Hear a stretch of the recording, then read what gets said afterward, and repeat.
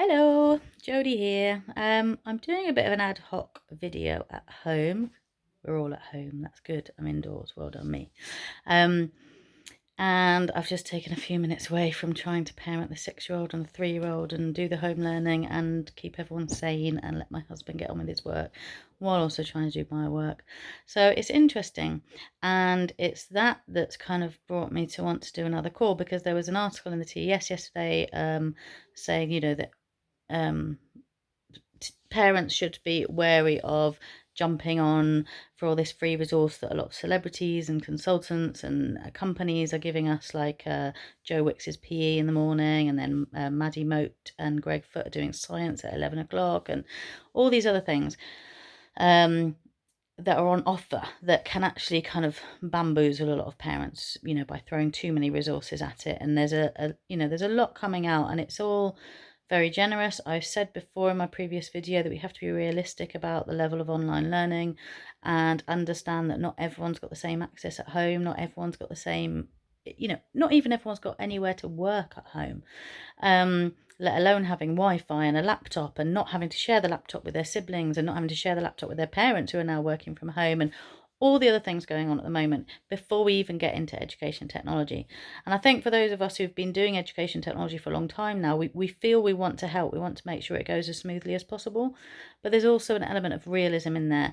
And I can get a bit bogged down with that. But what I want to talk about is something that's a bit more personal, and is kind of more of my feelings and experience from childhood to now, and thinking about the situation I would have been in had this happened when I was a child. So to give you a quick rundown, I'm not going to go into loads of details of a lot of things, and it's also, it's not just my story, so it's not something I want to delve a lot into, and I also don't want to do a like, oh, poor me thing, but these are just factual bits of my life. So going from the kind of youngest age, young at home, parents going through a divorce, lots of shouting, then divorce, single mum, now trying to kind of readjust, and then kind of being able to go and see dad once a month, and as a firefighter, he would be in the midst of this had it been now in terms of being a key worker. So we probably would have not been able to see him during that. So that's one element that some families might be dealing with as well now. Then if you go later on in my life, it was me, my mum, my sister, and my mum's boyfriend all living in a 1-bedroom flat. A tiny 1-bedroom flat.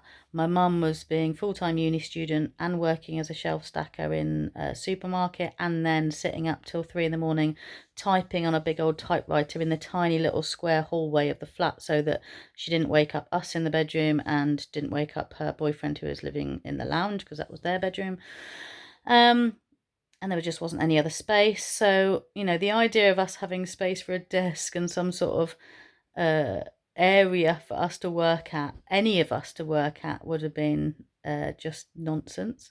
We weren't in a bad place at that point, other than just not having space. We just had a tiny, tiny flat in Brighton, which was just too expensive for us to have a 2-bedroom flat. Then there were other times when we were no fixed abode. So we lived on a campsite for a while. We lived in boarding houses. We lived in halfway houses. We lived in dormitories above a pub, where it was all girls in one room and all boys in the other room, and living with strangers. Again, no space for a desk, no quiet time, no peace, no opportunity to have your private area of having your laptop set up, even if school had given us one, because we certainly wouldn't have afforded one. And then other times, so my mum got remarried. We then got an okay house with a bit of space, but we were renting rooms out to students as well. So they would have now been home from uni all the time as well.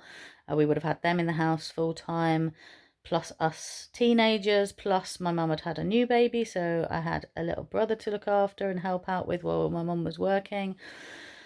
So all of this, as I say, is not to say, oh, poor me and all this. It's just that when I think about the logistics of any of those points in my life, of me having to be at home and doing home learning, you can see the other things that come into play and how difficult it would have been. But the bit I want to say that's really helping me now, because I'm obviously looking after my children at home now alongside my work, which I do quite a lot anyway. I work my work around the children as much as possible, so that I can do pick up and drop off and not have them at nursery full time and so on. But one thing my mum always did was things like, there were times when things were just awful and she would just stay in bed and not want to get up and take me to school and stuff. And she would just sit me in bed with her, and we would spend the day she taught me like all the states of Africa, just sat in bed teaching me all the different states and different ways to remember. There was Sudan, and Mozambique for Mozambique, and the three Zs, which aren't anymore. They're not all three of them, but Zimbabwe, Zaire, and Zambia. So all these little things that she used to teach me just sitting in the bed. And then she also, when I was helping out as a teenager, just teaching me to cook, which I then went on to be a chalet host in the mountains for a couple of seasons. And so these skills that I learned in these just little periods of time that my mum would keep me home sometimes, or just around her work and having time that she wanted to spend with me, but we didn't have time for lots of going out and doing things, and we didn't have money for those things, but just teaching me to cook and cooking alongside her were huge skills. And so I'm really hoping that a lot of that is going on in people's houses, and I really hope that's something that we can spend more time on here while I'm looking after the children during the day. So I'm trying to work evenings and weekends. My husband's working during the day because he needs normal office hours.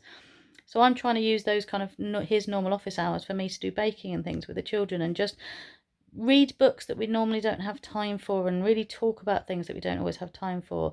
And I think those memories are, they really stick with me, those memories of growing up, where my mum just sat with me and talked, and we talked about all sorts of things, and loads of it is nothing to do with the curriculum. So as much as, of course, we've got to make sure safeguarding is there, of course the priority has got to be making sure that there are resources available for children to learn in whatever way, in whatever space they've got available.